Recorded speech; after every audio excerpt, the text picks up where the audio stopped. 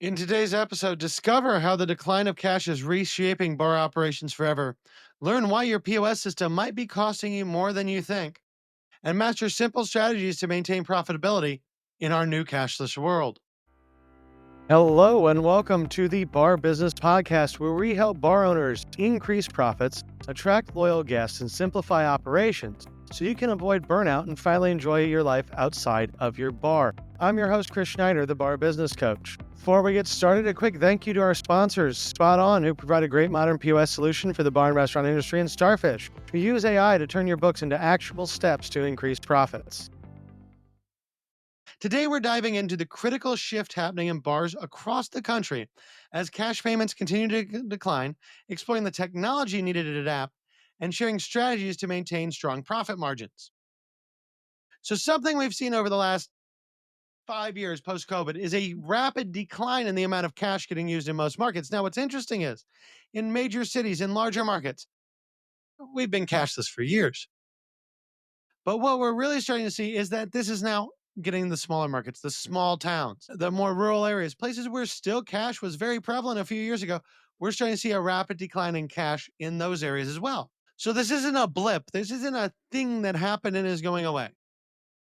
We have less cash now being spent in our economy than ever before, and that's just going to continue to decline. This is especially true when we look at younger generation. I am a millennial, right? I'm in my late 30s, in case you were wondering. And so I'm kind of on the cusp of people that use cash and people that don't use cash. When you look at Gen Z, they don't use cash at all. When you look at baby boomers, I have a lot of friends that are in their 60s and 70s and 80s that still go to the bank every Saturday and get their pocket money for the week. Now, I happen to be weird and be like someone who is 70, and I go to the bank every week and get my pocket money for the week, and I always spend cash. But most people don't. And most of my peers think I'm just weird and old school and act like an old person because I do that. They're just using cards. So the bottom line here is that cash is going away. What little cash we're getting now will probably be more or less gone in a decade, except for weird people like me that just insist on paying for everything in cash because we do. But not only is this affecting the business, the bar, how we have to do operations, this affects our employees. Because the bar industry used to be the industry where you got cash tips at the end of every night. That doesn't happen anymore. And it can happen because as bar owners, we can't have enough cash on hand just to pay out tips all the time. I mean, we could just keep cash around to pay out tips all the time, but it doesn't make any sense. Back in the day, you had more than enough cash sales every day to pay out cash tips every night, and it wasn't even an issue. Now that's not the case. So it affects us as bar owners, the decline in cash. It affects our employees and the entire culture around the hospitality industry as well. And so bar owners in a lot of places, a lot of these small towns, a lot of the bar owners I talk to, they are struggling to adapt to this new world. And part of that is they're paying a lot more in processing fees. Some of the reconciliations and the cash has become more complex at the end of the night. And we're going to talk through these and a little bit on how to solve all this. So let's lay the groundwork here. So we're talking about our modern payment infrastructure, how people get paid now. Like I said, most people are now majority credit cards, not majority cash. And when we think about that, we have to understand that that means that we're paying processing fees on pretty much every transaction that goes on in our bar. So the lower your credit card processing rate, the better off you are. Now, the processing rate you can get is going to be determined on a lot of factors, but one of the biggest factors on what that processing rate can be is your POS system. If you use a POS system that has integrated processing, some of them allow you to use third-party processors, some of them don't. So maybe you have a POS system and there's some of the biggest cloud-based ones, like the biggest cloud-based one, ties you into their processing. And that's part of the reason, well, that's a big part of Toast's business model, right? Is that the processing is part of how they make money. There are other companies out there. Spot On comes to mind as one of them that lets you choose a payment processor. Now, they charge you more for the POS system when you can choose your own payment processor, but maybe you can save money there overall by getting your credit cards reduced and paying a little bit more for the POS. Frankly, I think that credit card processing and what you pay for it is a huge component because you can change that a 0.5% pretty easily. And if you can change that a 0.5% on a bar that does $1 million a year, $5,000 in your pocket as the owner. It's worth looking at. It's worth doing. So we really have to understand that our POS system is going to be our biggest limitation here on being able to change credit card processors. And there's not much we can do to make people pay cash instead of credit cards. Really, there's not much at all we can do there. But we can try to get the lowest rate possible. The other thing we have to keep in mind as you have more and more credit cards going on, it is incumbent upon us to make sure that we have good network security, right? Especially if you think about I'm using a handheld POS system. I'm going to a table, you're sticking your card in there. That card number is bouncing all over the internet. Is your data secure?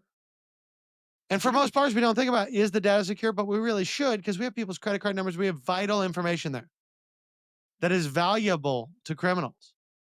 So make sure you have your firewalls and stuff in place. Now, when it comes to the staff side of this, because we do have to make operational adjustments, and the biggest operational adjustment is not paying out tips every night.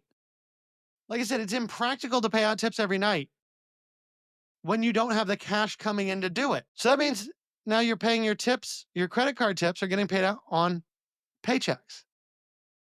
And frankly, I recommend not paying every week, but paying every other week.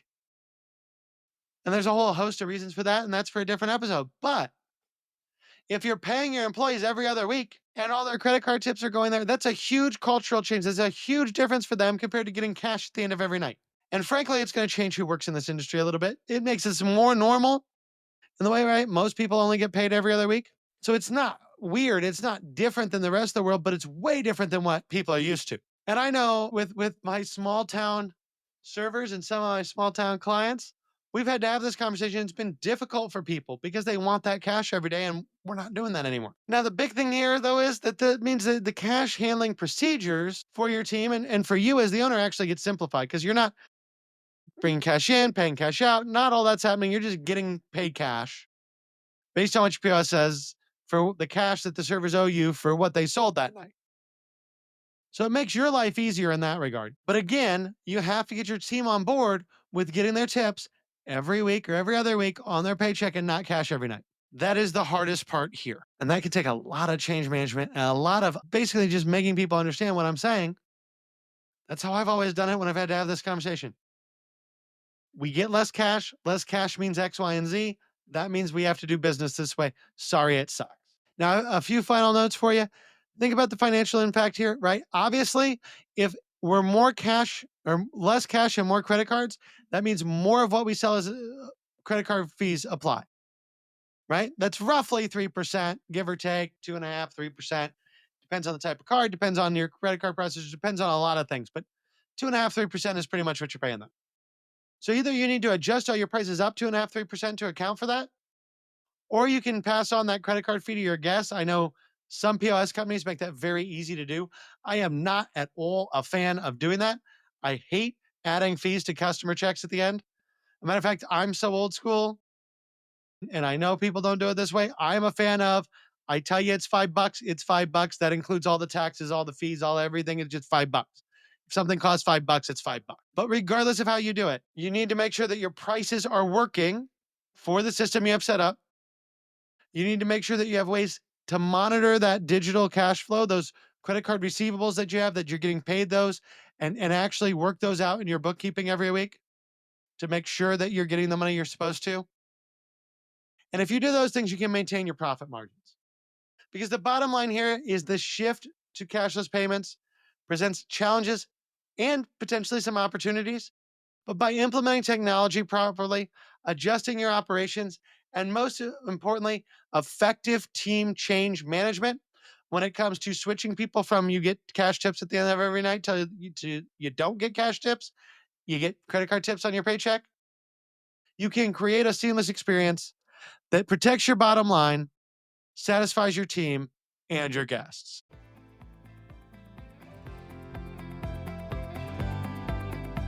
That about wraps it up for today. If you enjoyed today's insights, make sure you like, subscribe, and leave a review. If you are ready to take your bar to the next level, schedule a strategy session with me by clicking the link in the show notes below. Until next time, have a great day, and we will talk again later.